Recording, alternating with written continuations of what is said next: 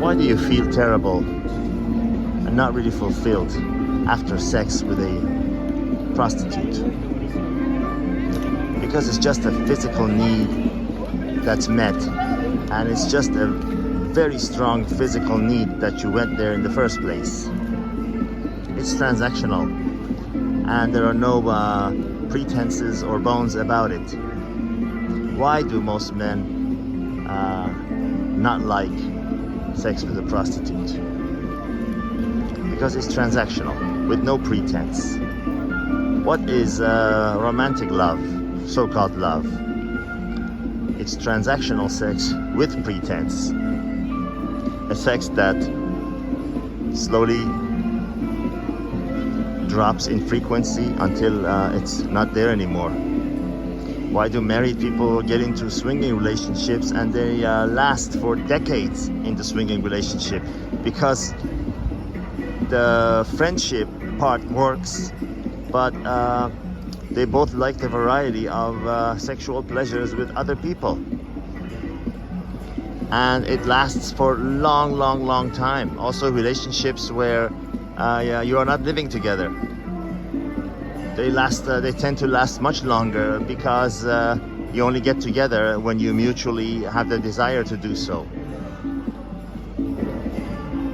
These are the things to consider when you are engaged with somebody at a young age or whatever age you are, and somehow the relationship, the engagement falls apart because either you changed your mind, or in the case that she changes her mind because she found something better. In her mind, she found a better deal.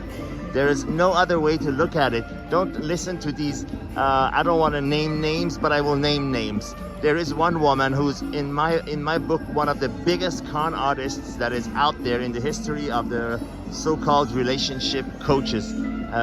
Her name is Esther something. I don't even know her last name. She's from Belgium. She goes around giving speeches on how, the root causes where relationships fail, and she gives all these reasons. Oh, because you are not making her feel that you are appreciating her value in your life, and for the woman, he is not interested in you anymore because you haven't shown him that you love him enough, and that you appreciate his presence in your life, and all that crapola, which means nothing. At the end of the day, relationship will fall apart anyway.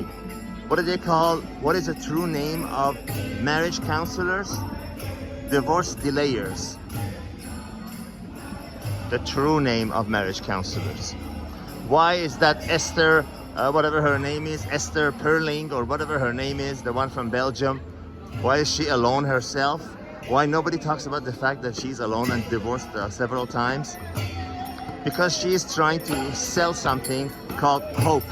She's trying to sell hope, some magical solution to a problem that does not have a solution. Because it's not a problem in the first place.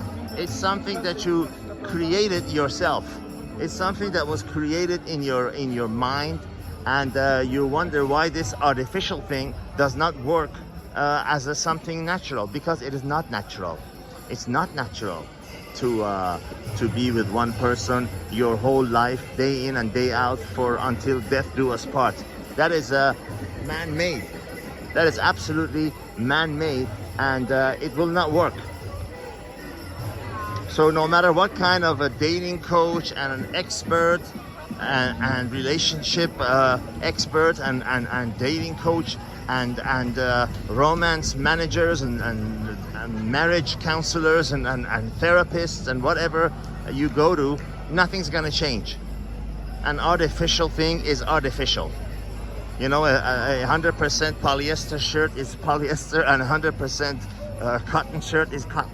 And you cannot make one into another.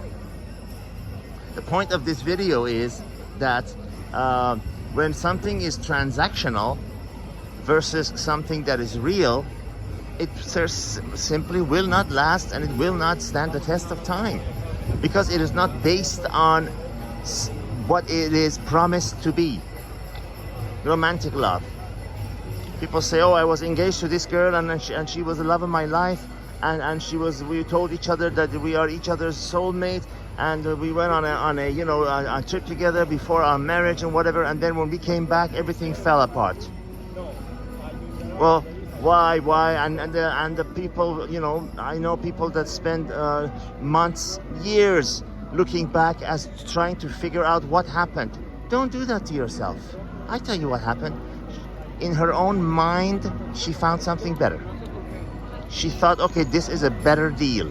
You know, this, like, imagine yourself walking into a car lot and you find something that's a newer model of what you wanted at a lower price, you know, with a lower miles. So obviously you're gonna go for that.